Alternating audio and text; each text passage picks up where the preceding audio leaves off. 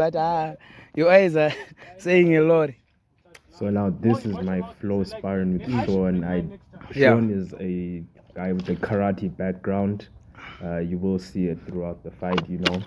He's very quick. He has a very good front kick. But the one thing you can see is that I'm trying to establish my distance with my lead leg head kick, lead leg head kick again. Shades of Stephen Wonderboy Thompson, lead leg head kick again, and lead leg side kick to the body. You know, I'm definitely trying to improve my lead leg a lot, and my left lead leg is where I get a lot of my work done in keeping the distance, pumping out that jab. And you can notice one thing is I'm a bit lackluster with my hands. You know, I'm keeping that mid guard. You know, I can sense I've a very good sense of when I'm in danger and when I'm not. Not saying that if you're training, you should keep your hands down, right? So yeah, I was just telling him there on my combination, my 1-1-2, he kind of parried very hard. You know, I was just telling him that just misdirect the parry. Don't Yeah. direct it too hard because you leave your own hands open. You leave yourself open for incoming strikes. So as you can see, we're exchanging kicks. Sean is very, very good with his front kicks. I respect his front kicks a whole lot. But as you can see, I'm still working with that lead leg body kick, lead leg head kick.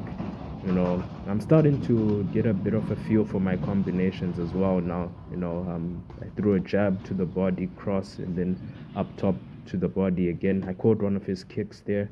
I did reply with the straight left down the pipes. I caught one of his kicks. I caught one of his kicks again, off balanced him. Yeah, so yeah, that was pretty Don't proud give of that your because that's opponent your something I'm back. working on. Definitely Yes. catching kicks. It can be unorthodox sometimes, but catching them is a very good way to lead into takedowns in MMA. Also off balance techniques. So yeah. Still working with my lead leg as you can see, but I'm now mixing my hands. That's my longest combination that I've thrown. Definitely took a bit out of my gas tank there, you know. But so yeah, we just took a small break just for him to fix his pads. But one thing which I can definitely say is that we're getting into the mood of the sparring. I'm still pumping out my jab. I'm pumping it to the head, pumping it to the body as well. I'm switching stances also as well. You know, I'm training both stances. I'm not jabbing as much in southpaw as much as I'd want to, but I'm still trying my best. As you can see, went for a 1-1-2 there in southpaw stance, and I'm using my lead leg a lot in the orthodox stance as well. And that was a little hook kick, spinning back kick finish. It can be unorthodox, but hey, it's something that can catch many people off guard. And you can even tell by the way Sean kind of flinched at the end that it did catch him off guard. So this was the flow sparring. I did them back to back, by the way. So yeah, the 6 minutes of pure work. It was pretty tiring, but hey, you know, we're also training in the hot sun. That's another thing. We don't really have a dojo, so yeah. I did enjoy it though. You know, it was an amazing day for sparring, an amazing day for training. You know, today we scheduled it out. We said today we're doing flow sparring, nothing malicious at all. We're not trying to hurt each other.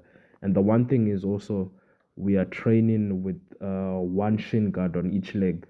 So we're trying to teach ourselves control and power. So the leg that you want to have more power on, you put the shin guard on. The leg that you want more control on, you take the shin guard off. So that'll teach you not to hurt the partner with the shin. So yeah, guys, thanks for tuning in. If you got this far, thank you so much. It means a lot. We're not trying to kill each other. So as you can see, we're both going for the lead leg kick first off. I lead in with a good jab just to establish distance and that pressure, and I'm already starting to build up presence with my hands. But Faisal he's a very stable guy under pressure. You know, I respect him a whole lot, and he's very quick too. This guy is deceptively fast. I'm sure you can already see he's landed 2 solid leg kicks, and he lands a solid body jab. I reply back with the one and the overhand right, And as you can see, I'm now just starting to get my flow a little bit. But Faisal is also starting to move in and out a bit more. He's starting to throw combinations. He was a bit tricky with that beautiful switch kick of his. That honestly caught me off guard. But yeah, I think the one thing that I'm not doing is I'm not moving laterally enough, as I say, as I move laterally right there in the view. But yeah, my movement can be a lot better. But the one thing that I was doing is I really like my patience. I was trying to read Faisal a lot of the time. I was trying to make reads on what he's throwing and adjusting to that. I noticed that he loved using the leg kick a lot, and he was very, very effective with it. And I did try and counter that leg kick with the high kick. Um, I wasn't doing any active thinking. That was a beautiful head kick which I landed, which is one of the counters which I talked about using off Faisal's leg kick. I wasn't doing a lot of active thinking during this floor sparring, and I know that can be a bit of a detriment because sometimes when we just start fighting, um, the game plan kind of goes out the window. So don't be like me, guys. Don't let the game plan go out the window sometimes. And this is something that I can also improve on, definitely. Um, Faisal also landed a beautiful oblique kick there if you just saw it. But he did apologize for it, but it's a beautiful technique either ways. He landed it on the shin. It wasn't on the knee, so nothing malicious at all. But in an MMA fight, shades of Khalil Roundtree, that's a very beautiful kick to throw. As you can see, we're now starting to get a bit loose. The hands are starting to be thrown a bit more. I'm going in with my 1-2, trying to establish my distance. Faisal's using a lot of head movement. Very tricky guy to hit. He likes using that Philly shell as well. I'm trying to throw in my combinations, my 1-2-3, but I'm also trying to keep my defense strong as well. I love using there was a very missed head kick on top of that. But one thing that I love using is a mid guard as opposed to a high guard. I find that it keeps my head movement a bit more mobile, but I'm also able to adjust my strikes from body head a lot more as I'm a taller ranger opponent. So yeah, that was my round of flow sparring with Faisal. Extremely fun, beautiful. Wouldn't change it up for anything.